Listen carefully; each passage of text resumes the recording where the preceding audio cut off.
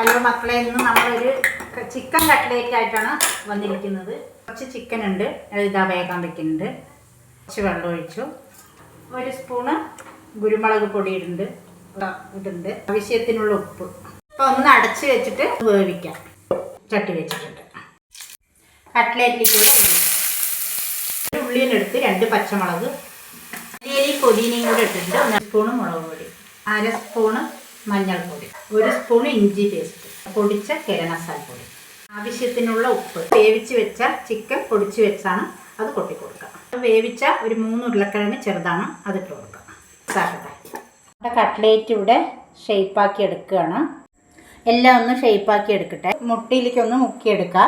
Cutlet bread പൊടിച്ചതാണ്, അപ്പോൾ അതിലേക്കൊന്ന് മുക്കിയെടുക്കുക. എണ്ണ ചൂടായിട്ടുണ്ട്, ഇടാം. ഇനി എല്ലാം ഒന്ന് ഇട്ട് വന്നിട്ട് കാണിക്കാം. ഇതായി വന്നിട്ടുണ്ട്. എല്ലാം ഒന്ന് എടുക്കട്ടെ.